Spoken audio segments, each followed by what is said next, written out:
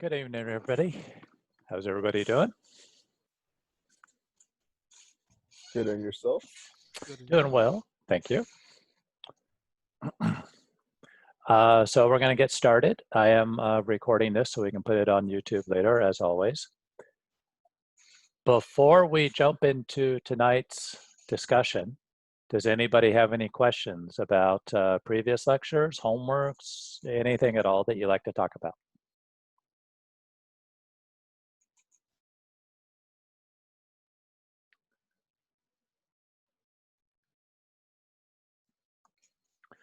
Okay, and just as a reminder, I do have a Zoom session that starts at 4 o'clock that we can answer questions as well. And I usually monitor that until all questions are answered, or if nobody gets on about 4:30, then I'll take a little break before we start here. But that is before this class, Tuesdays and Thursdays at 4 o'clock, I tune in. Okay, so if nobody has any questions at this time that they would like to talk about, let's get into today's discussion. Tonight we're talking about one-way slab design. And what is a one-way slab and how do you design it? So one-way slabs, and I'll differentiate that in a little bit between what's the difference between a one-way slab and otherwise a two-way slab. But this is a really common construction method in concrete construction where you would have concrete beams that were spanning from column to column, and then you have a concrete floor. So the concrete floor within the thickness of itself has to span from beam to beam. Do my little annotate, spotlight, there we go. Okay, so one-way slabs are usually monolithically poured with their supporting beams. So there's like a pre-set up formwork system. You would pour the columns up to a certain level. You form out the beams and the slab and all the rebar reinforcement that goes into them, and they all get poured together at one time. So the slab is monolithic with the beams, but the slab, as I said, any loading on this floor, the slab is spanning from beam to beam with its own strength. And so that's what I'm showing here. I got a dotted line showing the near face and the near face of the beam. And this concrete slab has to span from beam to beam. Due to the support geometry, a one-way slab span from one way from support to support. And I said to be looked at later, but then I realized we're really not going to have time to cover it within the scope of this class. But two-way slabs span in both directions. So if I put another beam here and another beam here, then that would be a two-way slab. And two-way slabs do exactly that. Some of the load will go to these beams, some of the load will go to these beams. How you figure that out is much, much more complex than just a simple one-way slab. So again, for this course, we're gonna just focus on one-way slabs. If you take advanced concrete, then you get into the two-way slab behavior. So to design one-way slabs, what we're going to do is use just a finite width, usually 12 inches. 12 inches is a nice convenient width that we use because every strip of this slab is really carrying the same load over the same span. So it doesn't make any sense to redesign based on different widths of slab. In fact, this dimension here could be 10 to 100 to 200 feet, depending on what you're building. So to make this far more simpler, what we do is we just look at a defined width of slab and we basically carve it out of the whole structure, and this becomes our design beam. So our design beam is 12 inches wide by some depth high by whatever the span is from the near face to the near face.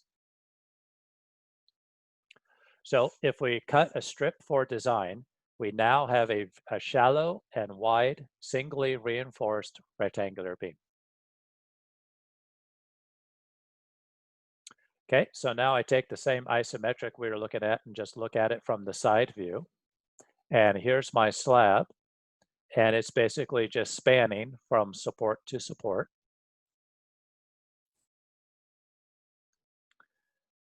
So looking at a side elevation, the code defines the span length, L sub n, as the inside face to inside face of the supporting beams. Our clear span is known as L sub n. If you look in your code, they use this lowercase l here. I try to use it where I can, but PowerPoint's not very friendly to this script, so I may not be consistent, but I tried to be. ACI 318 section 6.5.2 uses the script lowercase l. This is the area that we're going to be working in, chapter 6 of ACI. And here's my beam. So if I cut a section through this slab and I look at it on end, I'm considering a 12-inch wide by H deep singly reinforced beam. Everybody tracking so far? Everybody okay? Yeah. Okay. Yes.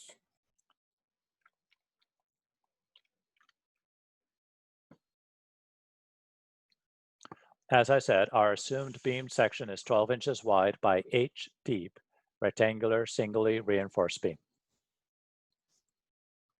Okay, so if I have a floor system, it has some factored uniform load on it, and it has a span of L sub n from inside face to inside face. Then ACI 318 section 6.5 provides a simplified method for finding moments and shears for one-way slabs, provided, and these are all the conditions that you have to satisfy, provided that the members are prismatic, so you're not going to have a tapered slab or a tapered beam system, which is most of the time. Most of the time you will be prismatic, you'll be a uniform depth. Loads are uniformly distributed, as I show here. W sub U, uniform factor load in pounds per square foot. So what would not be uniform distributed load would be like, if you ever go to a Home Depot, a Lowe's, IKEA, any of those types of stores, they have these big scaffold rack systems, and they put all their plywood and concrete and 2x4s, whatever, are stacked on these big giant rack systems. Those rack systems put down a very large point load across the floor. Now you may be thinking, well, yeah, who cares? Those are all on the ground. That's a warehouse slab on grade. Doesn't really matter. Except that we've built a few of those, particularly a couple of IKEAs and Target stores where they're elevated. So all the storage stuff was up on the second floor, all the parking was on the first floor, and then it starts to matter. So if you have such a system where you have this racking system putting these point loads down, and in our case, those point loads were over 10,000 pounds each, then you cannot use the simplified method. The simplified method is meant for just uniformly distributed loads. Okay, does that make sense? Yes. You have to have a ratio of live load to dead load less than 3. So throw out a number there. If your dead load is 100 pounds a square foot, then your live load has to be less than 300 pounds a square foot. And I think they just didn't want it to get too crazy with the live load because you can get too far away from this uniformed loading idea. So that's a limitation. You have to have a live load less than 3 times the dead load. There has to be at least 2 spans. So this is one span, and this would be another span. Most of the time, that's not an issue. Most of the time, you have 3 to 5, 10, 20 spans, but 2 is the minimum. The longer of 2 adjacent spans does not exceed the shorter by more than 20%. So you want these to be fairly uniform. You don't want one of these to be 30 feet and the next one's 10 feet. Then you couldn't use this simplified method. So if all these conditions are met, then we can use ACI 318 span table 6.5.2, which I'm going to go through in detail. What would you do if you don't meet all of these requirements? What are you left with? Tell the client, sorry, we can't build it. ACI says we can't do it.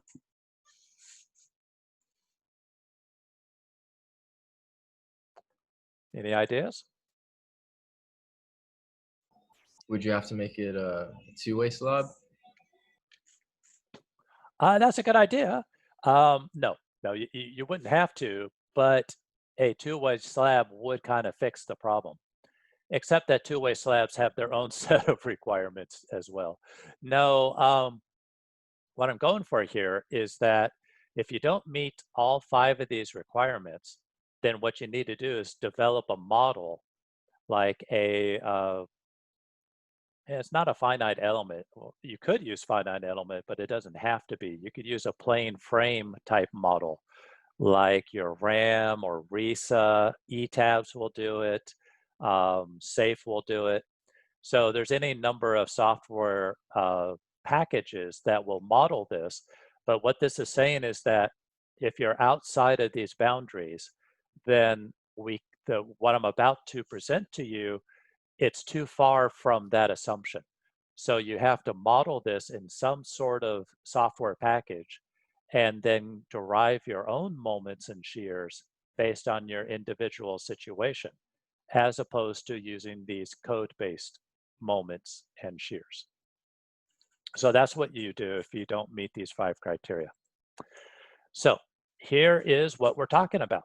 If you do meet these criteria, first of all, if you have a simply supported one-way slab, which is highly unusual based on the idea that this is all monolithically poured together.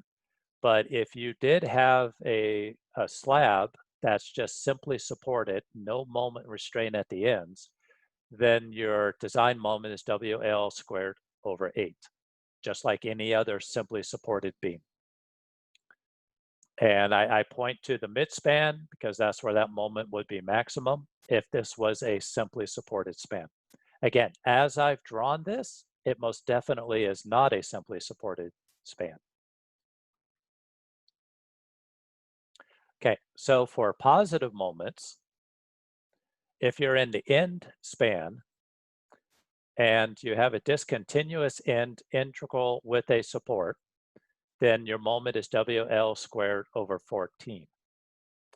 And this is, again, we're talking about the positive moment. So this would be the positive moment in the middle of your span. The end span means that this is the end of the building or the edge of the building. And this is the end span. And any spans to the right of that would be interior spans. So this is the end span. And if the end, discontinuous end is integral with a support, as it is here, then this would be your moment that you design for at the midspan. If you have a discontinuous end that is unrestrained, so in other words, this is just on a pin or a roller, something like that, then your moment in the middle would be WL squared over 11. Okay, you guys following how this is working?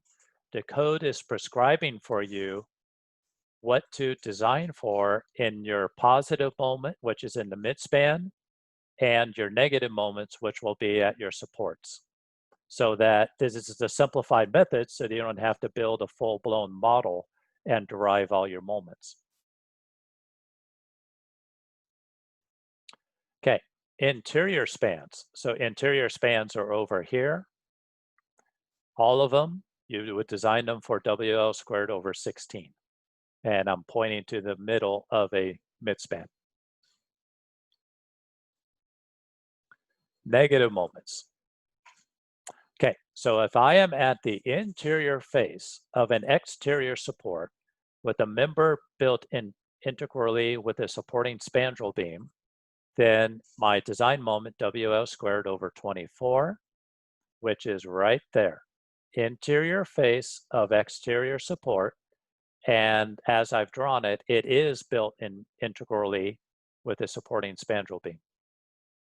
If the member was built integrally with a supporting column, and what that would look like is you have a concrete column here, but the edge of the deck would just be the edge of the slab. Then you have to design for a much larger moment. This, WL squared over 16 is quite a bit larger than WL squared over 24. And that again is in this location. The exterior face of the first interior support, if you have two spans, you design for WL squared over 9, which is right there. If you have more than two spans, WL squared over 10, which would be right here. As you can see, this is the largest moment that you would design for so far, WL squared over 9. And also, please remember, when I say positive moments, then the tension is in the bottom of the slab. Your rebar is going to have to be located towards the bottom of the slab. When I say negative moments at the support, it's the opposite. Your tension is at the top of your slab, and your rebar is going to have to be located towards the top of your slab. Anybody have any questions so far? Okay. At the face of other supports, you would design for WL squared over 11. And this would be this side, inside face, and the inside face of all other supports would be WL squared over 11. So could you explain what you mean by more than two spans? Sure. Yes. Let me do it this way.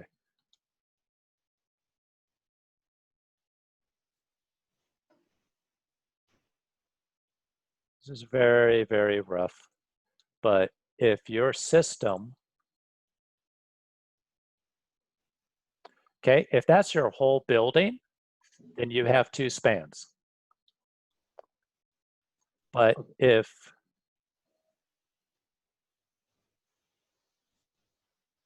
and again, remember, this is like cutting a slice right through the middle of your building in the direction that your slab is spanning. And if this is your whole building, then you have 1, 2, 3, 4 spans. Okay. So 2 spans would be just this. And if you have anything more than 2 spans, this could be 30 spans, then you follow this guy. Okay. Does that make sense? Yeah. Okay. Professor, I have a question real quick. Sure. When you're talking about the moments acting in different directions at the supports where the Yes. slab goes over the beams, are those just the resisting moments? So you have to swap the tension from the bottom to the top, and that's how you actually build it. You put your reinforcement in the nearer the top layer of the slab when over a beam or a column. Yes, it is. Let me try to draw this in a little bigger detail here. Yeah, I want to make sure this is clear. So near the support, this is a break line. Near the support, your tension is in the top. So you would see your cracks towards the top of the beam. And you would see, if you go out there, you would see your rebar is located in the top of the beam. But as you progress towards the center of the span, I really should have just used a straight line. There's your break line, there's your break line. So now I'm somewhere in the middle. Now the moments have reversed. There's an inflection point somewhere between the two. You go from negative moment, there's 1 point of 0 moment to positive moment. Where you have the positive moment, the cracks will be on the bottom of the slab.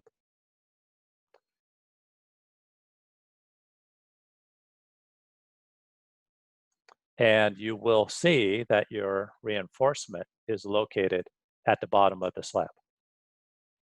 So did that confirm what you were saying? Yeah, that answers my question exactly. Thank you. Perfect. Okay. Anybody else? Any other questions before we move forward?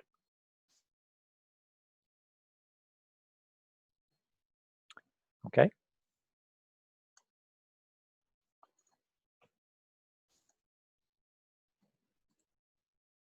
Okay. So at the faces of all supports satisfying A or B, if the slab is with a span not exceeding 10 feet, so it's a pretty short slab, you can design for WL squared over 12. And beams where the ratio of sum of column stiffness to beam stiffness exceeds 8 at the end of each span, WL squared over 12. It is a little complex. It takes a little bit to kind of figure this one out anyway. But this is just kind of a leniency, saying that basically follow these, but if you have these two special situations, you get a little bit of a break. You're dividing by 12 instead of 9 or 10 or 11. See, so this is a little bit of a help if you satisfy these. Approximate shears. Okay, so now we're shifting gears and looking at the shear design, which we will get to later. Exterior face of the first interior support. Your shear is 1.15 WL over 2, and that's right there. And at the face of all other supports, your WL over 2. And that would be here, here, all other faces. Okay, so ACI 318 7311 and the accompanying table 7311 provides a simplified guide for the minimum thickness H of one-way slabs. So what they give you is, now again, remember, we're designing this to be 12 inches wide and H tall. So how tall do I need to make H? So you can follow this simplified table that says that if you are simply supported, which again, I'm not, I didn't draw it to be simply, but if it was, then H has to be greater than or equal to Ln over 20. And so it just, if your span is 20 feet, then H has to be 1 foot or 12 inches thick. If you have one end continuous, but the other end is simply supported, L over 24. If both ends are continuous, like I've drawn, then it's L over 28. And if you have a cantilever situation, like maybe this part right here could be construed as a cantilever, then you're L over 10. Cantilevers are tough to make them work. Okay, so ACI 318 73111 prescribes for Fy other than 60 KSI, you modify the above, these guys, by multiplying them by 0.4 plus Fy over 100,000. So if you're using 80 KSI steel, you need to do this modification here. And likewise, if you're using 40 KSI steel, you can do this modification. The code does not say you have to follow this. The code does not dictate that you must follow it. What the code says is that these are good guides that will give you good behavior. But if you violate these, in other words, if you provide a slab thinner than what is suggested, that's okay as long as you prove it. Vmn is greater than mu, so you have the moment capacity. Vvn is greater than Vu, so you have the shear capacity, and you have to do a cracking and deflection check to verify that the cracking is acceptable, it will crack, and that the deflections are acceptable, it will deflect. So if you follow these guidelines, then you don't have to do that deflection and cracking check. If you don't follow these or go thinner than these, then you have to explicitly check your cracking and deflection. ACI 318.7.112 prescribes for lightweight concrete, you modify the above by multiplying by the larger of A or B.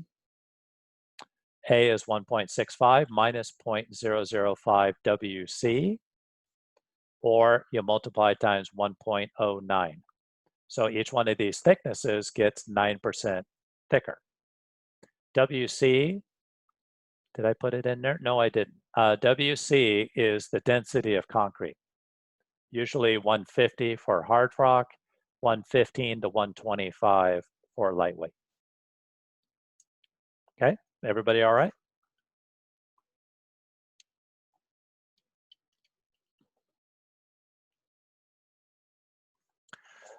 Similar to beams, one-way slabs have an absolute minimum strain, epsilon sub t equal to 0.004 with the fee penalty. No, that was the end of that. Okay, so basically for flexural design, one-way slabs are treated just like beams. So you have everything we've already talked about with beams applies to one-way slabs. They're just always 12 inches wide by some depth h. Do we have a question? No. Okay.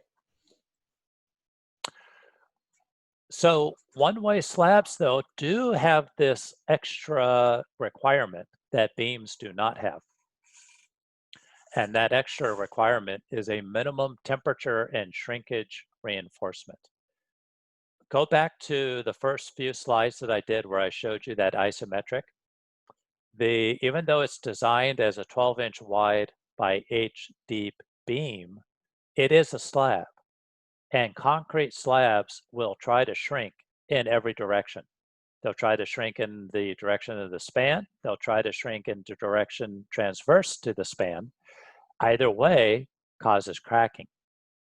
So the slab is there, you pour it, and it immediately starts losing water. And as soon as it starts losing water, it starts shrinking. But you poured it monolithically with those beams that we had. Those beams are not going to allow that slab to just shrink as much as it wants to. It's being restrained. So it's going to crack. Now, the cracking generally is not considered to be a structural issue. I mean, unless it's really severe. The cracking is more of aesthetics, more of you're selling this building to a client and they walk in and see these cracks everywhere. That's not going to be good. So it's not mostly a structural concern, it's more of a performance concern. But the code does address it by having a minimum temperature and shrinkage reinforcement. So ACI 318.764 points to section 24.4, table 24.432, that gives the minimum ratio of reinforcement to the gross concrete area. For deformed bars with Fy less than 60 KSI, your minimum rho is 0.0020. Remember, rho is the area of steel over B times D is what rho is. Actually, though, I'm sorry, this is gross concrete area. I just misspoke. Take that back. This is reinforcement to gross concrete area. So this would be equal to your area of steel divided by 12 inches times H. That's what this is equal. Okay, is everybody clear on that, or did I totally make that confusing? That makes some sense. Okay. So if you have deformed bars or welded wire mesh, that is deformed. This is deformed bars with Fy less than 60 KSI. If you have deformed bars or welded wire mesh at 60 or greater, then you follow this, where you have 0.0018 times 60 over Fy, and you just plug in what Fy is. Or 0.0014. You can't go less than that as the minimum ratio. And typically, in the direction of the span, your flexural steel is going to be more than this. You don't really have to worry about this in the direction of the span. This is more of a minimum in the transverse direction. So let me draw that on here.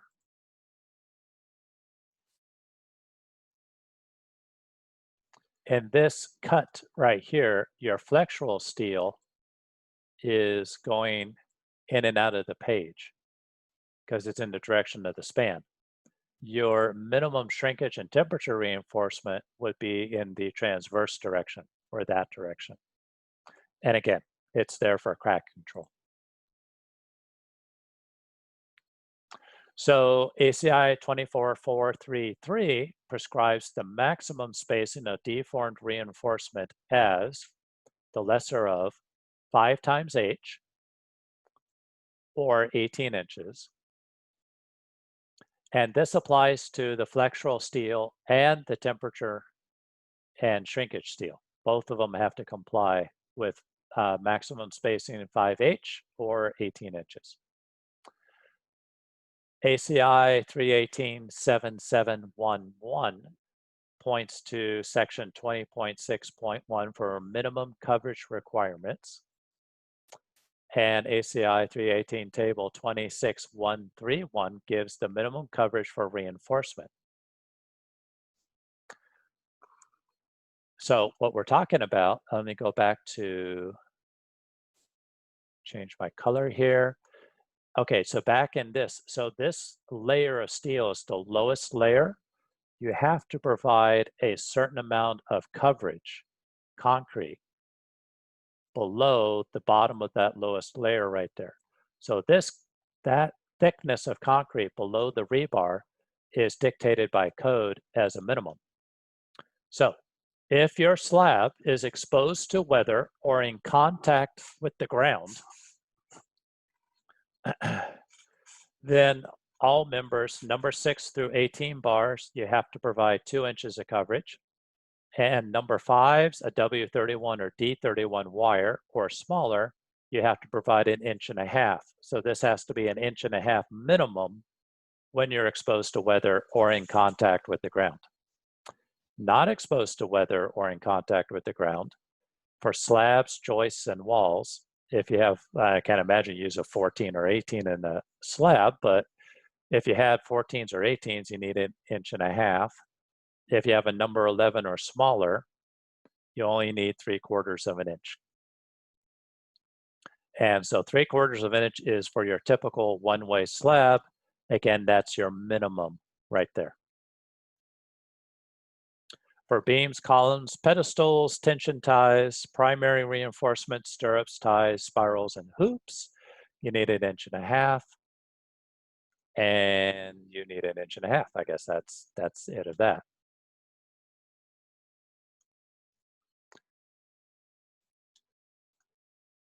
Okay, so those coverages are what's given in the code to provide a minimum protection against corrosion. That's really the intent of that section, is minimum protection against corrosion. It's basically proven that the more concrete coverage you put over the rebar, the more protection that rebar has from atmospheric nasties, is one way to put it. If you are inside, you're not exposed to de-icing salts, sea spray, caustic chemicals, or anything of that nature, then 3/4 of an inch coverage has proved satisfactory.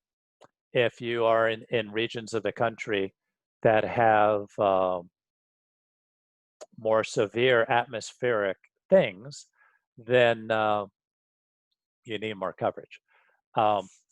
Just a quick story, very quick story, but one time, 15, 20 years ago, I found myself in Chicago, and from the hotel where we're staying, we could just walk basically a block, and get to the train station. From the train station, you go downtown to Chicago.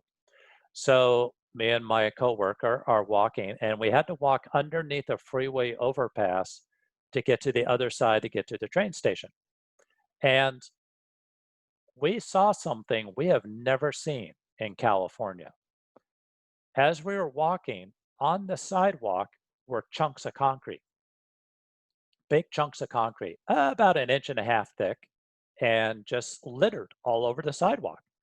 And so we both looked straight up, and what we saw was it was a concrete overpass bridge. It was spanning over the street that we were walking on the sidewalk. And looking up, we could see all of the steel ties in the beam. We could see all of the main steel in the beam rusting away. It was all there. It's like, wow, what a great way to inspect your concrete construction. Just take off all the concrete. You can see that all the steel's there. It's like a major, major problem. Everything was exposed and rusting away. And then we happen to look at the columns supporting all of this. And the columns actually had cracks in the middle of them that you could see daylight through the columns. I'm not kidding. And all of this was because of the environment around Chicago, where they have, one, a very, very severe freeze-thaw cycle, and two, what they spray onto those freeways from the top side is this salt spray stuff to get the ice off of the freeway overpass that they probably spray on half the year. And so it did very, very nasty things to their concrete. Never seen that in California. Don't think I will, because we don't have to worry about that. Okay, everybody ready for an example? Yes. Okay, just waiting for anybody ready for an example. Okay, here we go. Example number 1. Here is my span. This is a multi-span structure. I got 12 feet face-to-face with some uniform load on it. I am given that the concrete strength is 3,000 PSI. Steel strength is 60 KSI.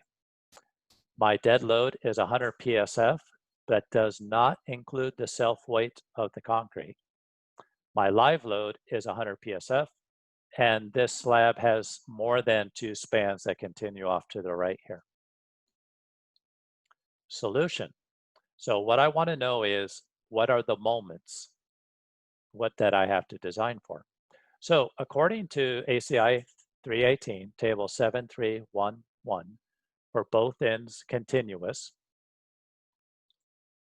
my H minimum is L over 28. And as you can see, both ends of this design slab are continuous with these supports. So I plug in my values. I have a 12-foot span. I convert it to inches, and I divide by 28, and I get 5.14 inches. So I choose for a slab 5.5 inches. Now, what I said before about girders are typically in 1-inch increments. The width of them could be in 2-inch or 3-inch increments. So in other words, you would not specify a girder that's 32 3/8 deep by 17.5 inches wide. You just don't do that. But slabs are a little different. Slabs are formed from the underside, and they can pour them pretty much as thick as you want them to be, because you just start pouring and you stop when you get to where you want to get to. So 5.5 inches is not unusual for a slab thickness. I think you can get down to quarters. You definitely would not push eighths on this, but suffice it to say that a slab thickness of 5.5, 6, 6.5, 7, 8 is perfectly fine. Okay, so let's find our loading if we have a 5.5-inch slab. So I'm designing now a beam that's 12 inches wide, 5.5 inches deep, and I'm going to provide that code minimum 3/4 inch cover to the rebar. My dead load is going to be the 100 PSF, plus I need to do 5.5 over 12 to get times 150 pounds per cubic foot to get the self-weight of the slab. And the self-weight of the slab then would be 169, I'm sorry, the total weight would be 169 pounds per square foot. Professor, do we always use 150? If it is a hard rock slab, yes. Oh. If it is, it's called hard rock or normal weight. And if it is specified as a hard rock or normal weight slab, then the industry standard is pretty much 150. I have seen certain jurisdictions that wanted to see more, like 155 or even 160, but I think that's pretty excessive. But the idea is that there are certain jurisdictions where the aggregates are really heavy and they want to see a little bit more. But for the most part, 150 is industry standard. Unless the building was designed to be lightweight, which is not unusual. You can see that quite often. And there's good reasons for making buildings out of lightweight concrete. So if the building is lightweight, then this would be whatever the specified density of the concrete would be.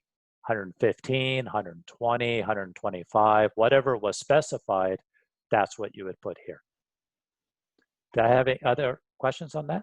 Yeah, I just wanted, could you go over and explain again, where do you get the dimensions from, the 12 and the 5.5? Okay, so a few slides ago, we specified what the code says is a minimum thickness of slab. Right. And for continuous, then it's L over 28. So right. my LN, see LN right here? LN is measured from face to face. So that's 12 feet. Okay? Okay. But 12 feet over 28 will give you the minimum thickness in feet. So I put 12 inches per foot in here because it's much more meaningful to have it in inches. My minimum is 5.14. So I rounded up to the nearest half inch. That got me to 5.5. Okay, got it. Okay. Professor, what do you mean by continuous? Okay. Let me draw a little pretty picture.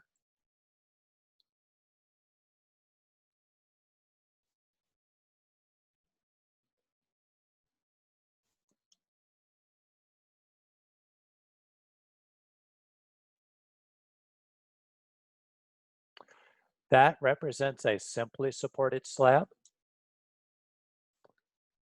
And what really matters about this is a simply supported slab, I'm going to do my best here, has a moment diagram that looks like that, simply supported. And this moment is WL squared over 8. A continuous beam, I'm running out of space here, but a continuous beam looks more like this.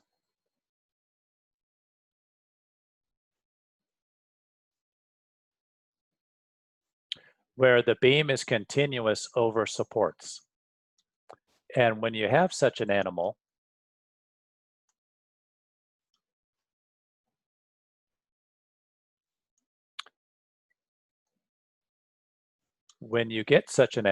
you will get a moment diagram. The end is simple, so you'll get a moment diagram that looks like this, this, this. So this is continuity. You get a negative moment, you get a positive moment. And if this says both ends continuous. So what I drew was a simply support here and a simple support here. Now, if it was continuous, if the ends are continuous, then what that means is that your slab is being cast integrally with a beam. And then what that does is it changes your moment diagram. So now your moment diagram is going to look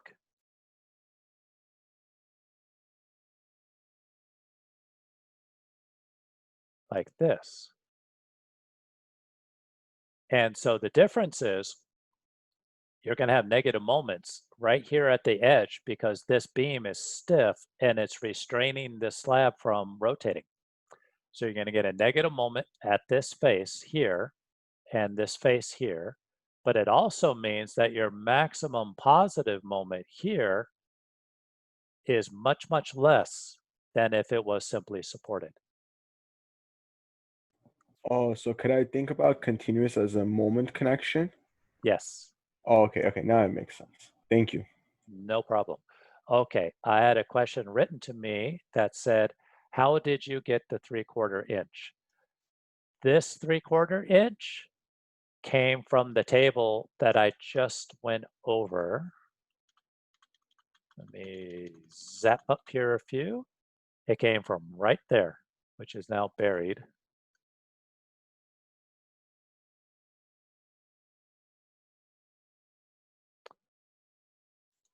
Okay, so the 3/4 inch came right there. Okay.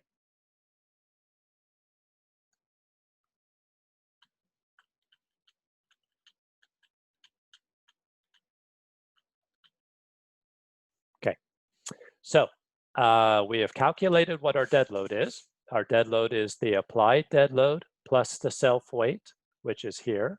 The live load is 100 here. And so now we need to go through our load combinations and see which one controls. I have 1.4 times 169 is 237 PSF. Or I have 1.2 times 169 plus 1.6 times 100, 363 PSF. This one is going to control. There's a third one that has that 0.2 SDS factor, but for the sake of argument, let's assume that this particular building is not in seismic country. This is somewhere else. So that one doesn't control. So then only these two, 363 is what controls. I designed the 363. So for the positive moment, on the end span, which is this span here, discontinuous end integral with support, that's what I have. My design moment is mu equal to WL squared over 14. So I plug in my 363. I converted it to KSF to keep everything in kips and feet. That gives me 3.73 kip feet. Notice, again, you always keep your eye on your units. And I'm trying my best to always have my units in these equations so you can see how they pan out.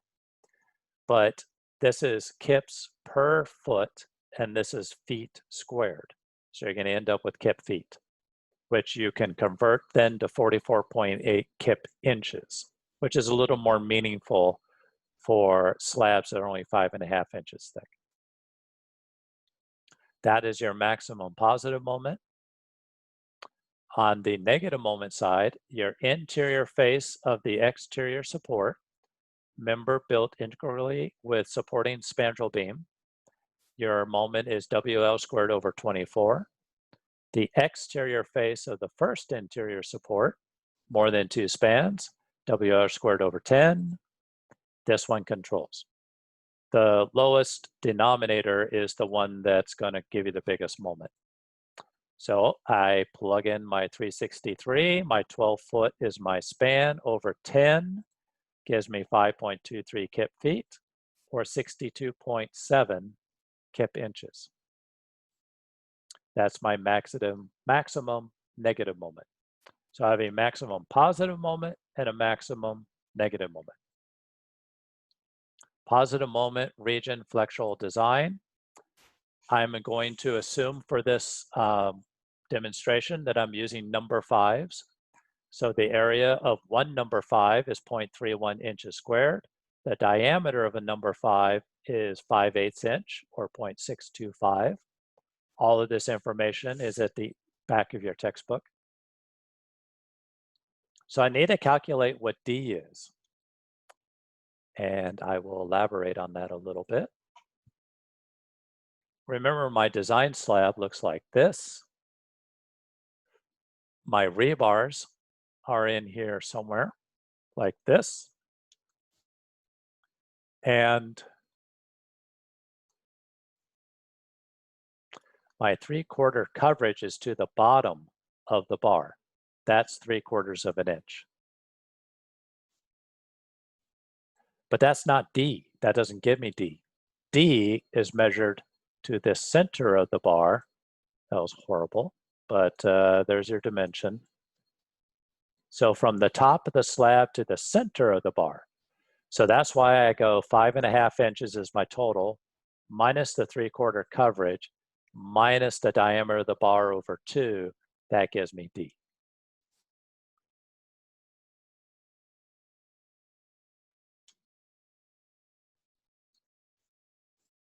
And so D is 4.44 inches. So then I use my, just like we did with our beams, I use my equation, my index. R sub n is mu over phi bd squared, which is 44.8. Remember my maximum positive moment, over 0.9, 12 inches wide, 4.44 inches squared, gives me 210 psi. And so I go from my table A12 has for 3,000 psi concrete and 60 ksi steel. I can look up, if I go into it with 210 psi, I come out of it with 0.037 as my minimum row. Remember, when you're using these tables, rarely will the number in the table equal exactly what you get for R sub n. So what you do is you just find the closest one and you round up. Always round up, don't round down, because you're looking for a minimum steel. So you always round up to the next line item. Okay, so 0.037, which is greater than 0.033, which is your minimum for these conditions. And it is less than 0.136, which per table A7 is your maximum. Epsilon sub t is 0.05. So what I'm doing here is I'm just quickly checking my minimum steel and my maximum steel by using the tables, which is far quicker than using those two equations for the minimum steel and using like 3 equations to calculate E epsilon t. Okay, is everybody following what I'm doing here? Yes. Okay, and it's perfect. I mean, unless I tell you in a test, don't use the tables, it's perfectly acceptable to use the tables whenever you can. That's fine. If I want you to do a homework problem or an exam problem, and I don't want you to use the tables, then that's super easy. I'll just make the rebar 80 grade or 100 grade. Then you can't use the tables. See how that works? Okay, so your required area of steel is your rho times the width times d, the depth. This is not h, this is d. And that gives you 0.197 inches squared. Now remember though, I'm using a number 5 bar that is a 0.31 inch squared. So I need to then, I've already said I'm going to use a number 5. The only question is, what's the spacing of the number 5 do I need? Okay, so I would write this equation down. This is very, very handy. Your spacing is equal to the area of the bar that you're going to use divided by the area that you need from your calculations times 12 inches per foot. And so my area of a number 5 is 0.31. The area that I need is only 0.197 times 12, and that gives me 18.88 inches on center. Anytime you see OC, that means on center. Okay? So if I have one number 5 bar every 18.88 inches on center, that provides exactly the steel, theoretically, that I need to carry that load. However, ACI 24433 prescribes the maximum spacing of deformed reinforcement as the lesser of 5H, which is 5 times 5.5, 27.5, or 18 inches. This one controls. So I can't put them at 18.88. I have to put them at 18. So I say, let's use number 5s at 18 for positive reinforcement. So the AS, now I'm going to reverse this now, AS that I'm providing is equal to AS of 1 bar times 12 over your spacing. So the area of a number 5 times 12 over 18, I am providing 0.207 inches squared per foot. Okay, everybody understand that?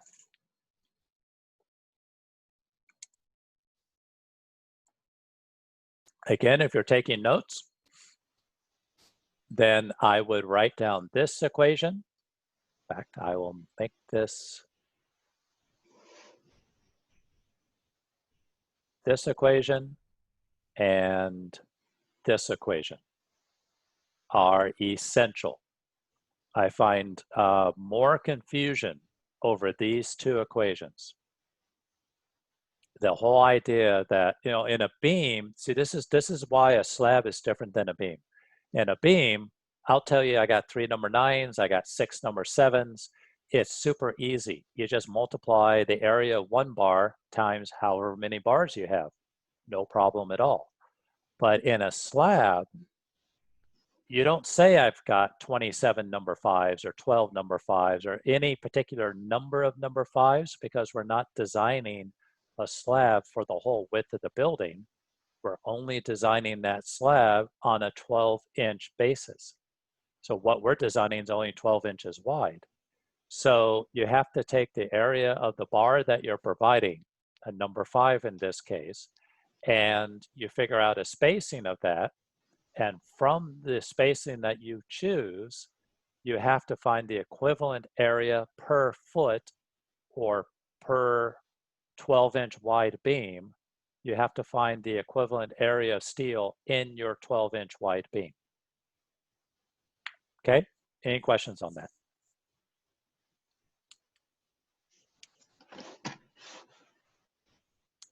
So I kind of have a question, but not about this. Like, when we found our 0.0037. Your row, yes. Yeah, how did we compare it to, why did we compare it to 0.0033 again? Okay, so if you go to table A12. Right.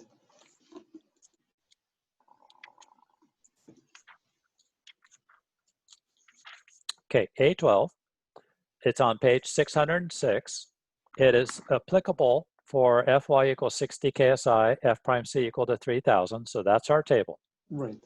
Now, you'll see then that on the left-hand side, there's the very first column only has 2 things in it. The first thing says rho min for temperature and shrinkage, and the second thing says rho min for flexure. You see those 2? Yeah. So rho min for temperature and shrinkage is 0018. That's what they're pointing at. Rho min for flexure is 0033. That's where that number comes from. Okay. And what that number is equivalent to is those 2 equations that I gave you for minimum steel and beams. They just are presenting the greater of those 2 as a function of rho. So if you took that equation, run both equations, get the greater of the 2, and then divide your result by BD, then this is what you get, 0033. Okay. Does it make sense? Yeah. Okay. So if you have rho, you can check it against 0033. And you can go to all these different tables, whichever case you have, and you can see what the rho minimum is for what you have. Okay. And then for rho maximum, what I'm saying there is instead of calculating epsilon sub t, which you most definitely need to know how to do, but instead of doing that every single time, you can go to table A.7 and go down to grade 60, go over to 3000 psi, and look up where it says rho when epsilon t equals 0.005, and that number is 0.0136. Right. And that's your maximum. So those are your minimum and maximums. And we're just saying in this area right here, we're just saying that 0037 is between these two. So we've done both our checks. Okay. Okay. And then there's always 3 checks. There's always 3. Do I have the minimum? Am I under the maximum? And do I actually have enough strength? So that last check here, do I have enough strength? So I check it. Phi min is equal to phi ASFY D minus ASFY over 1.7 F prime CB. I plug in all my pertinent values, and I get 47.4 kip inch, which is greater than 44.8 kip inch of my demand. Therefore, that design is adequate. Let's push through to the end of this example, then we'll take a break. Okay, so we still have the negative moment region that we have to take a look at. So in the, never mind, we'll see how long this takes. Negative moment region for flexural design. I, again, want to use number 5s with a bar diameter of 5/8 inch and an area of 0.31 inches squared. D is again 5.5 minus 3/4 minus 5/8 over 2, 4.44 inches. But I need to recalculate my index R sub n because I have a different moment in the negative region. So the moment in the negative region is 62.7 over 0.9, 12, 4.44 squared is 294 or 294 psi. So I go to my table and I look up in A12, rho now has to be 0053 because this is a higher moment, I have a higher index. It's still greater than the 0033 for rho min, and it's still less than 0.136 for maximum steel or epsilon t equal to 0.005. So I solve for the area of steel that I need, 0.0053 times 12 times 4.44. I need 0.282 inches squared. So my spacing of a number 5 rebar, I have 0.31 over 0.282 times 12 gives me 13.19 inches on center. My maximum spacing is the lesser of 5H or 27.5 inches or 18 inches. 13 is less than 18, so that's not going to control this time. If your maximum spacing is 13.19, you cannot round up to 14.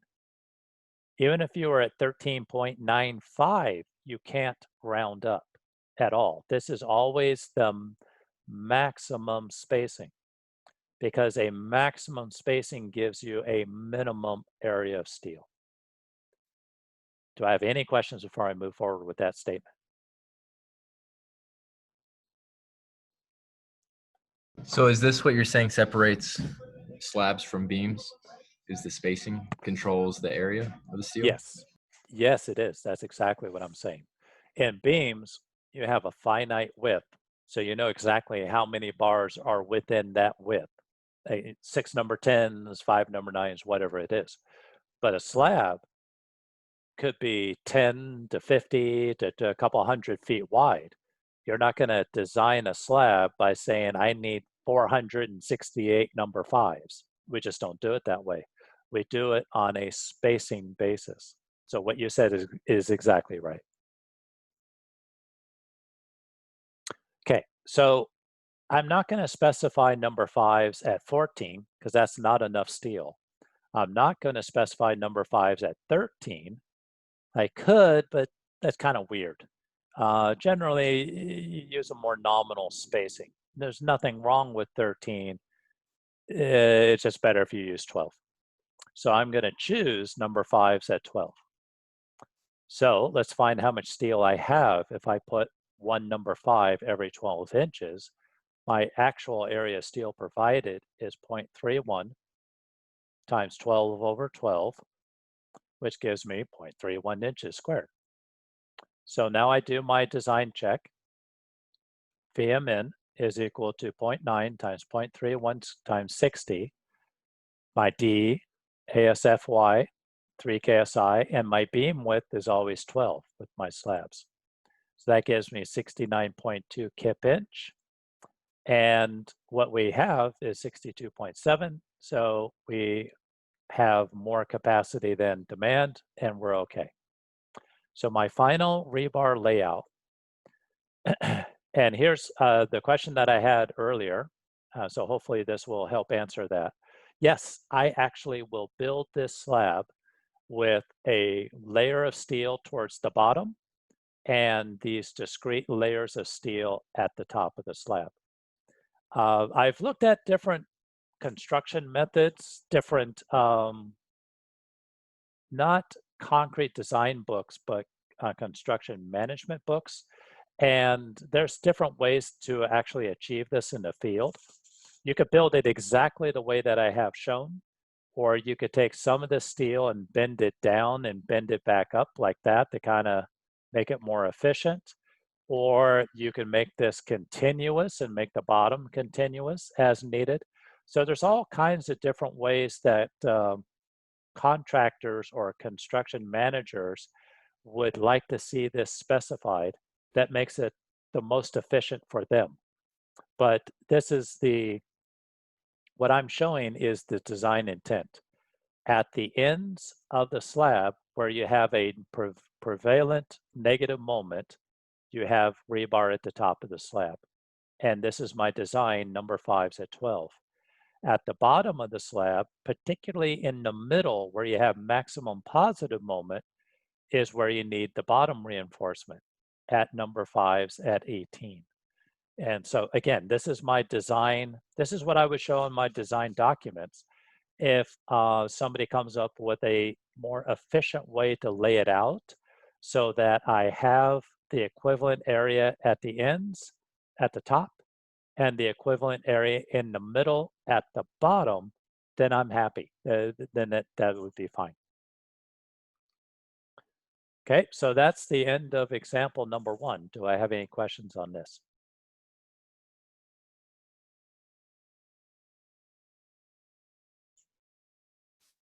Okay.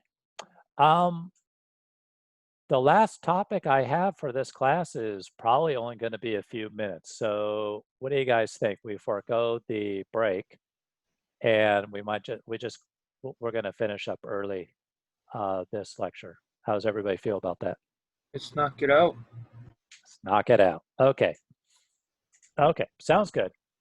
And I will leave plenty of time for anybody who wants to ask more questions. We got plenty of time for that. But let's finish up the presentation.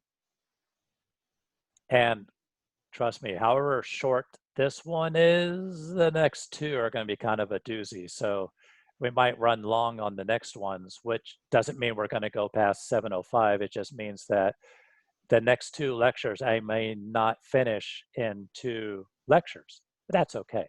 But this one's going to be short. So the last topic for today is skin reinforcement. And what this means is if you have a beam that is fairly tall and you have cracking at the bottom of the beam, as you always do, the negative or the tensile strains at the bottom of the beam are basically stapled together with your flexural reinforcement here. But if this beam gets fairly deep, what can happen is the cracks can get too wide above this region where the reinforcement is stapling it together. So you have to add some supplemental steel along the sides called skin reinforcement, just really to control the cracking above the bottom. So on deeper beams, unacceptably large cracks may appear mid-height of the beam. ACI section 9723 specifies that if the beam depth H is greater than 36 inches, then skin reinforcement is required.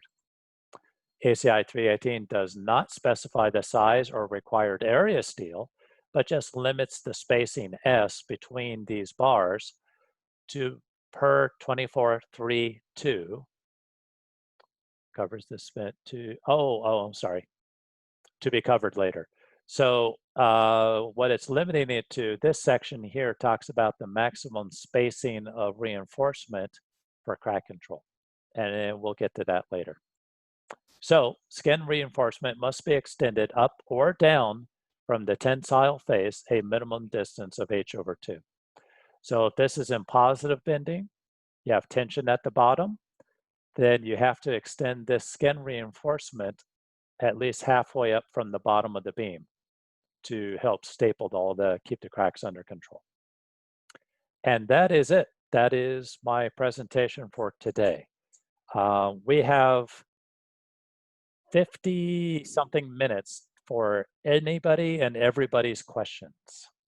So let me have them. Professor, I kind of get some of them, but some I don't, like I can't get the visual.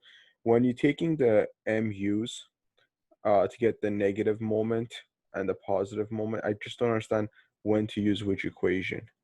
Like I can't understand like how it's supposed to be drawn and which one I have to choose. Okay.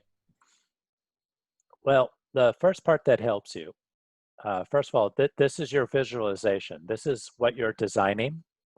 And these beams here provide moment restraint. So close to the beams will always be your negative moments. Out in the middle of the beam is where you have positive moments. Okay, so Yes. that's your first help, is that negative moments are always near the ends of the beams, positive moments are in the middle of the beam. Bear with me just a second. I gotta see what my IT guy is saying.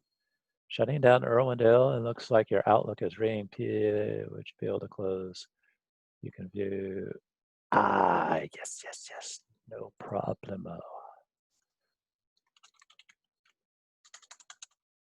Sorry guys, little IT issue here.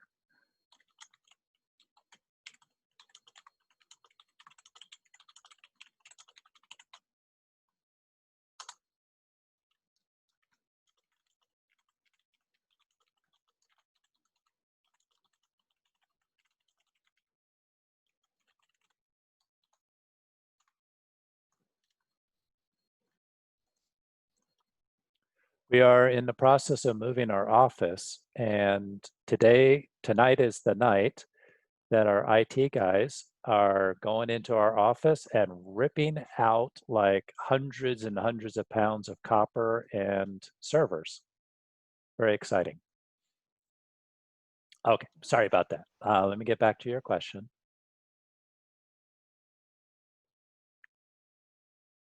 Okay, so your first clue, middle of the span, positive moment, towards the ends of the spans, right up against the beams, negative moments.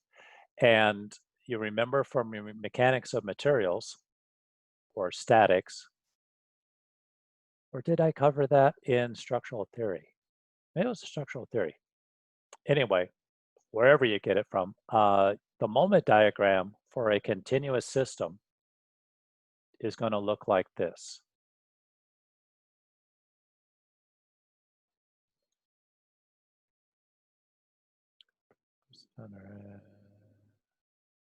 Okay, we're good.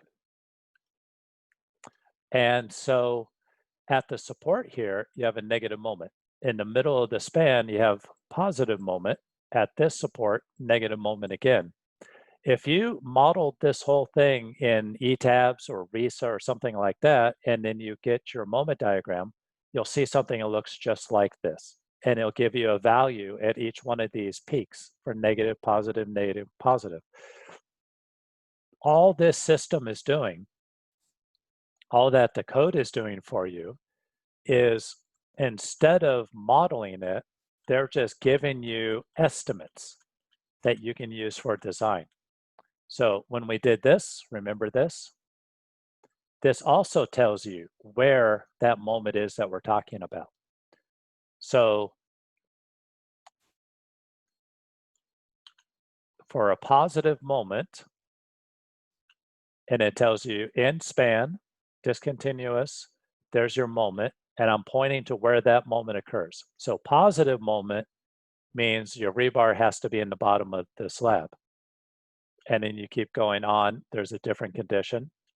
Interior spans, there's a different condition, but the positives are always in the middle of the span. When we get to the negative moments, we have different values at different locations, but they're always at the face of the support.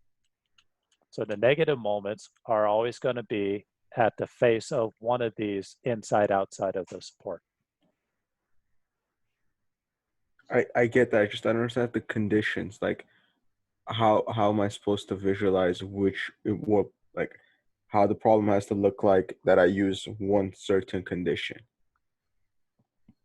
Okay. All right. Okay. So a member built integrally with a supporting spandrel beam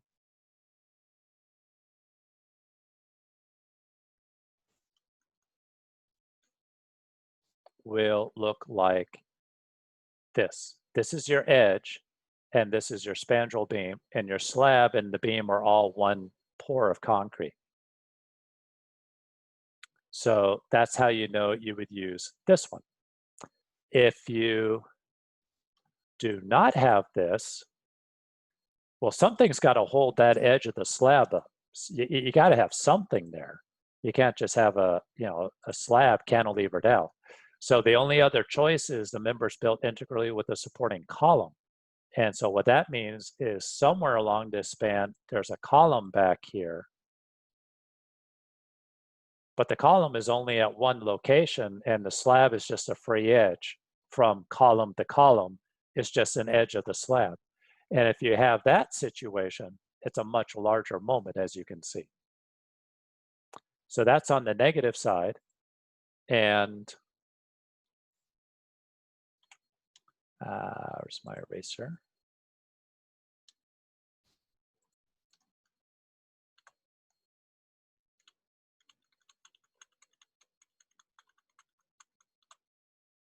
Okay, on the positive moment side, if you don't have this at all, if you actually had a slab of concrete that was just simply supported, yeah, that didn't work. I got fancy. Okay, so you just have a slab, and it is kind of hard to visualize how you would do this, but it's just simply supported. So maybe it's a slab of concrete sitting on a concrete abutment, but it's not poured together. It's separated by foam or some kind of a breaking material. Then this would be considered simply supported. You get no moment distribution at the ends of this thing. So like we did before, this would give you a moment diagram that's all positive moment, 0 negative moment. So that is this guy. Then if you have the next one is a discontinuous in integral with a support. Again, that's this one poured together with this one. And if you have that situation, then right out here where your maximum moment is, you would follow this guy. And if you have a discontinuous in unrestrained, that's what you have. And you would design for this guy. Does that help?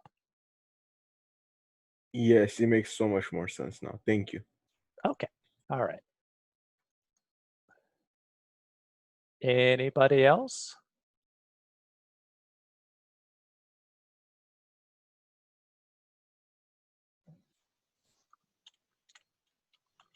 Let me type something here for my IT guy.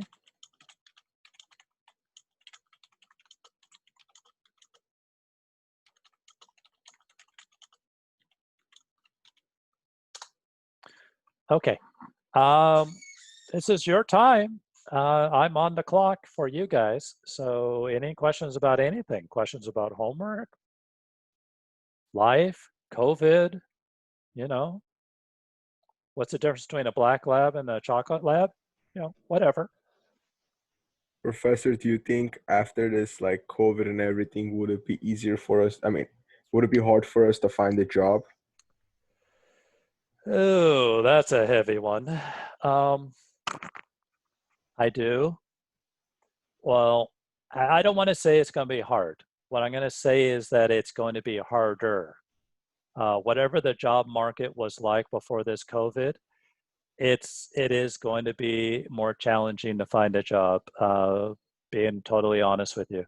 And the reason why is the construction industry is always lagging behind other industries. So, and in other industries are always doing well or not well, usually in conjunction with the economy. So when you have a recession, all boats rise and fall with a rising tide. So when you have a recession, whatever may triggered it,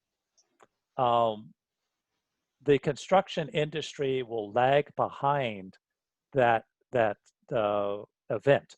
So, for example, 2007 was actually one of our best years ever in the precast concrete industry. It took us about halfway through to 9 months into 2008 before we really started suffering, when everybody else kind of got hit before that. And that's because a lot of our business at the time was doing car dealerships. And so you think about how this works for a minute. I won't take forever to do this, just be pretty short, but just think about how the economy works. So everybody gets up every morning, drinks their coffee, goes off to work, does what they do, comes home. When the economy starts doing poorly in one sector, like, gosh, I don't know, like in the .com sector or in the video gaming sector, whatever. And so people start getting laid off. And so those people who are getting laid off are scared. They're like, oh crap, I got to go find a new job, you know? And so what is the first thing that they most definitely will not be doing is going out and buying a new Mercedes. So it starts in one sector and then it bleeds over into other sectors. So now people who sell Mercedes are not selling as many Mercedes, you know, because people are scared. I'm not going to buy something that's luxurious if I'm worried about making my mortgage until I get another job. So then the Mercedes people cancel all their plans for expanding their dealerships, opening up new dealerships, and building parking garages and service bays and dealership buildings. See where I'm going with this? So it goes from one industry to another industry to another industry. Well, we're the construction industry, so we're kind of lagging behind all that. To get to your question, I do think the construction industry is going to definitely slow down because of COVID. And I think there's going to be some fundamental changes as well as people are getting used to working from home, and just some things are going to change in the landscape. And so I think there's going to be a lull. I don't know if it's just going to be a very temporary one or if it's going to be an extended one like we had in the 2000s. But anytime that the general public loses confidence in spending, then sooner or later, the construction industry is going to slow down. And so when construction slows down, design professionals slow down. And so I think the answer to your question is yes. Yikes. And if no one else has a question, should a structural, someone who's going for structure, should they go for a master's? Is that like something you guys require from you know, coming into your company, especially like a company that you work at, do you need a master's? Is it better to have masters? That is a great question. That is a great question. Um, Before you do, though, maybe the government could help with this with a jobs program of sorts. Eh, maybe, maybe, Eric, maybe. You just got to be careful. You got to be careful about that because anytime that the government puts a huge amount of money out into the economy to keep people buying, you got to keep people confident in buying. But you're always stealing from Peter to pay Paul. If the government puts trillions of dollars into the economy, and they did in 2008 and 9, and they're doing it now today, whenever they do that, it's a short-term Band-Aid. But sooner or later, you're going to have to rip that Band-Aid off with all the hair attached to it, and it's going to hurt. Sorry for the graphic. But we all pay. The government doesn't have any money. They have no money. So anytime the government helps with money, it's our money. And so they're going to get it back in taxes. So it's kind of like a short-term relief, but it's going to be a long-term. And you see what I'm saying? The government can't just pour trillions of dollars into the economy without repercussions. And the repercussions is we all will be paying more in taxes over many, many years. So we're going to have less money to spend on Mercedes and 400 square millimeter mile long TVs in the future if they put all the money into the markets today. But it's a balance. It's always a balance. So if they don't do that, then GM and Ford would have tanked back in 2008, and tens to hundreds of thousands of jobs would have been lost. So absolutely, you know, they got to do what they can do, but you just have to keep it in balance because it's not free money. It's our money, and we have to pay it back. So hopefully that answered Eric's question. Oh gosh, I forgot who asked it, but that was a great question about the masters. If you are having trouble finding a job, then I would suggest getting your master's. You do not need a master's to be a structural engineer. You don't ever need a master's to be a very successful structural engineer, but it does help. And where it helps is, first of all, right off the bat, it knocks 1 year of experience required for you to apply for your CE or your SE exams. So the extended education reduces the experience required to apply for those exams. Now, I don't know if it's exactly a year to a year or how the equation works, but it does help you in getting into your exams a little quicker if you have the master's. Where I think it really helps you is it pads your resume. Yeah, but I'll be honest. I am a person in charge of hiring people from time to time. Not right now, but over the years, I've hired quite a few people, and you put everything into the scales. And so if one person has a bachelor's and another person has a bachelor's and a master's, that gives them a little more weight to theirs. Now, maybe not enough to hire them. Maybe there's other factors that go into it as well, but it never hurts to have more weight on your side. And a master's will definitely put more value to your resume. But having just said that, I also want to just make a note that the way I did it, I thought was very, very helpful, very helpful. The way that I did it is I got my bachelor's, I got my job, I worked at my job for 2 or 3 years, and I soaked up everything like a sponge. And I learned everything that I could learn from my job. But there was still a lot of holes. There was still a lot of misunderstandings. I didn't see how everything fit together. I knew a little bit about steel. I knew a little bit about concrete, a little bit about foundations, but it didn't all fit together. So after working 2 or 3 years, 40 hours a week, full time, learning everything that I could learn, then I went back to Cal Poly Pomona. That's where I got my master's. And I did it. It took me 4 years because I was still working full time. Took me 4 years to do it, but it was comfortable. It wasn't,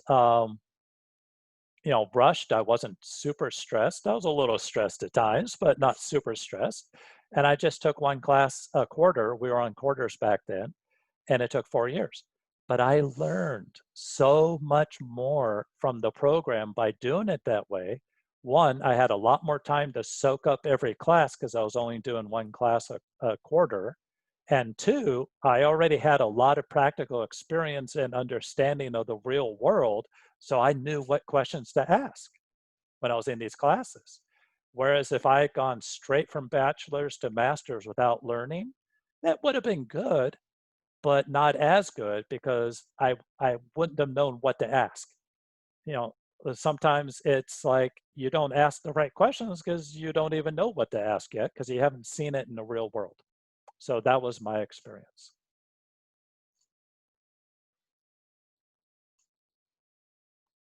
Ashley had a comment, and I think I agree with that. Yeah. So it's always a matter of balance. Do I have any other questions? Why is the sky blue? What's happening to the polar caps? Anything? Professor. Yes. Yeah, for your job, you stay in close touch with like the are you in the middle like doing multiple projects with different architects or when it comes to like approving submittals or RFIs or whatnot, are you just working on one specific project, or are you with multiple projects? Well, as a company, we're always in the middle of multiple projects, and each project has its own design team. So each project that we work on has its own structural engineer of record, its own architect, contractor, owners, everything. Nice. But as a company, we're involved with 30 to 50 of them at any given time. So we interact with a lot of different design professionals in the work that we do. Now, me personally, I've kind of moved out of individual project design, and I'm more into a management, running the department type thing. But we as structural engineers within our little department, we usually work at one job at a time. But one job takes us maybe 2 to 5, 6 weeks at most, and then we move on to the next job. Does that help? Yeah, right. I see. Interesting. And Jesus had a question. Oh, I'm sorry, I was private. I'm so sorry. But hopefully this isn't embarrassing. Jesus, you had a question about ACI 318? Okay, great. Purchasing 318.14, is it worth the price at the moment? I'm a bit concerned about purchasing it, and a new AC 19 will be adopted soon. That's a very good point. And I don't think you can go wrong with buying the 19. In fact, I was just sitting down to buy it myself. So 19 is out. You can buy it from ACI. And I understand there are some significant changes to certain code portions, but the overall organization is going to be the same as 14. They're going to keep what they did for a long time. So I think, without rambling on and on, I think if you were to buy the 19, you would be fine. I am teaching to the 14, but the 19 would be very similar. Okay, I have another question, and I will not embarrass the next person. Do you know anything about water engineering, like job opportunity, et cetera, compared to construction? Do you think COVID will affect the water industry just like construction? First of all, to the person who asked, quite honestly, I don't know. I don't know. I seem to think that when you work for cities, counties, municipalities, I can't pronounce that word, I'm sorry, or just different utilities that the job market doesn't fluctuate as much as if you work for the private sector. You work in the private sector and things go up and they hire a bunch of people, and things go down, they lay off a bunch of people, but you still need to give everybody electricity and water, and the sewer needs to be working all the time. So I hope I'm answering your question. It seems to be a bit more stable in the utility area of the world as opposed to the private sector. But other than that, I have no exposure. I don't have any experience with that.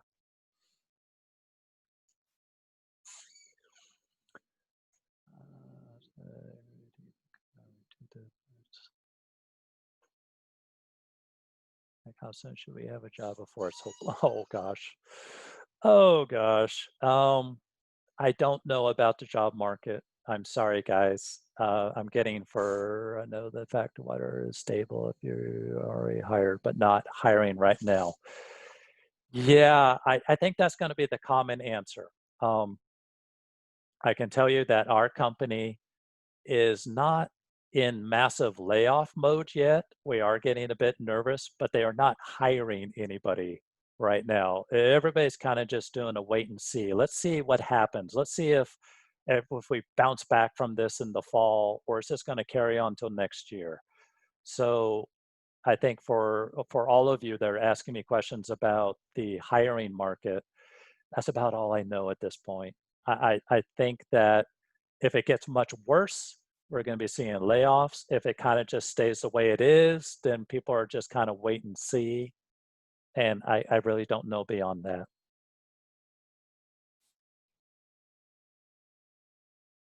Any other questions for me?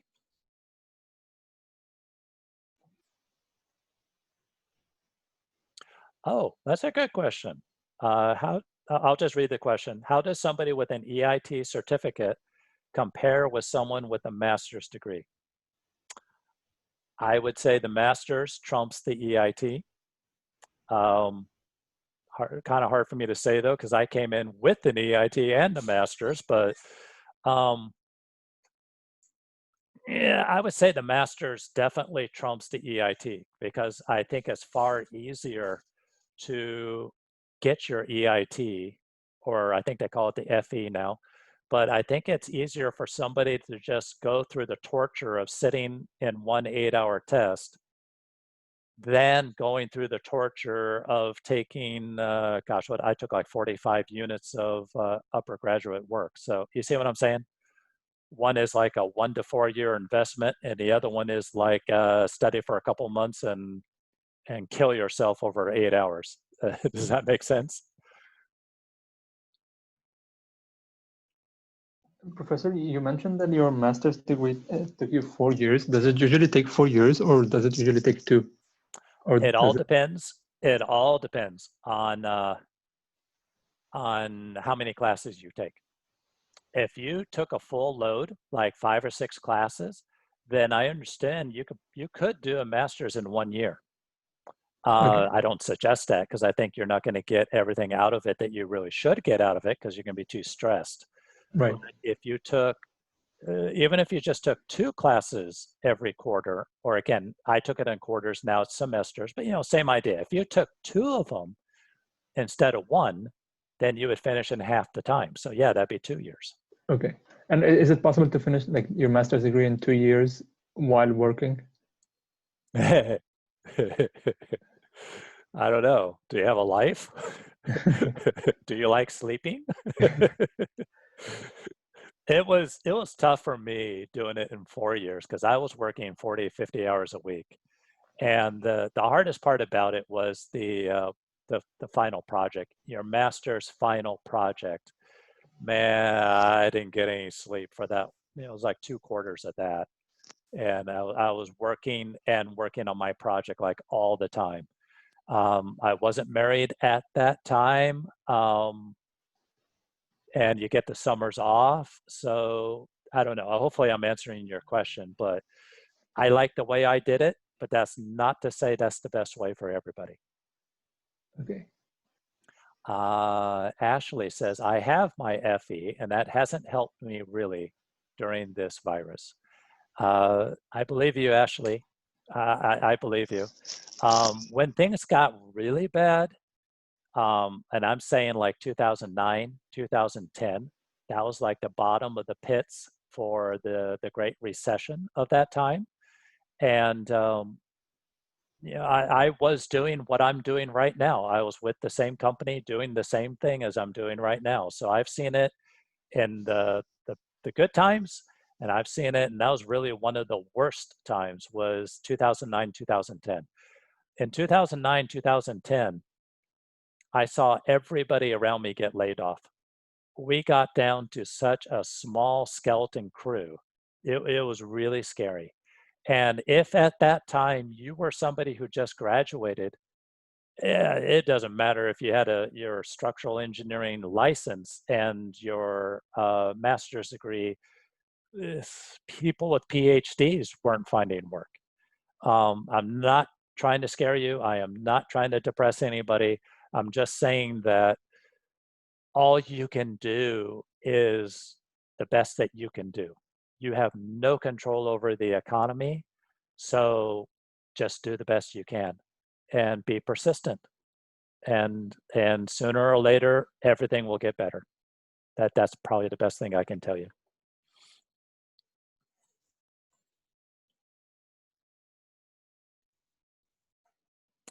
Anybody else? Yeah, Yes. Professor, I just have a question. So, what do you think is more like salary-wise? Would you go for education or working in the field?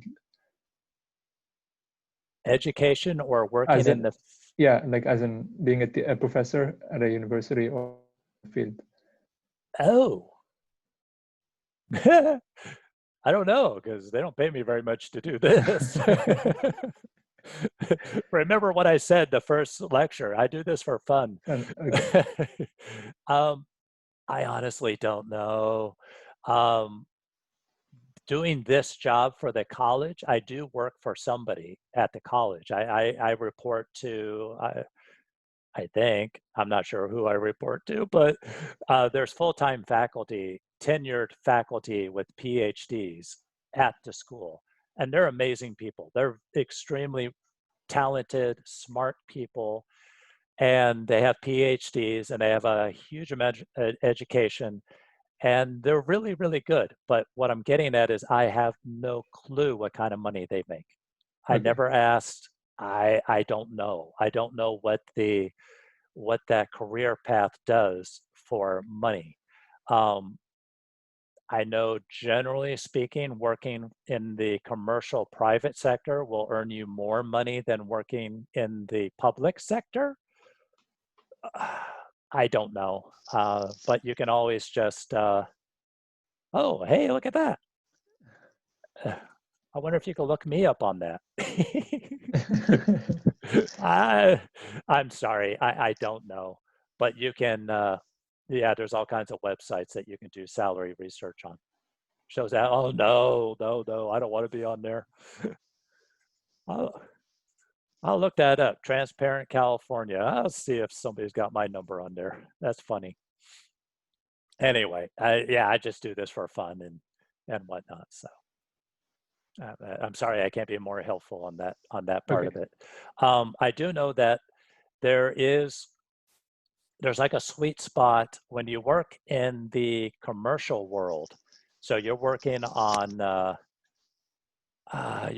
private buildings, parking garages, whatever. When you're working in the commercial field, there seems to be kind of like a sweet spot where if you have a master's degree, you'll make a bit more than if you just have a bachelor's degree. But it's almost questionable whether or not it's even worth it to get a PhD in the commercial world. It's almost like a feeling out there that if you go to get a job at a structural engineering firm and you have a PhD, you're overqualified. You really can't do what we want to do here. So A master's will always help you, but if you're looking to get a PhD, it may or may not really be worth it monetarily unless you want to get into academia. If you want to be a tenured professor at Cal Poly Pomona, then you have to have it. But Right. other than that, I'm not sure. Okay, what is all this? That's not nice. I don't know. Funded by taxes. Look how much. Way more than I. Okay. Any more questions about concrete?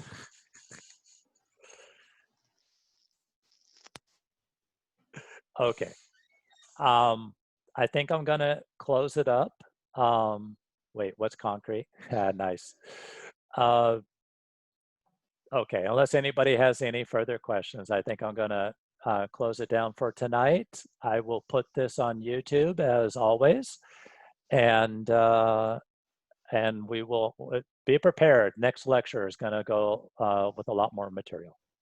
So good night, everybody, and have a great weekend. We'll see you next week. Thank you very much, so Professor, much. for your time. Thank you. Bye. Thank you, Professor. No problem. Bye-bye. Have a good one, Professor. You too.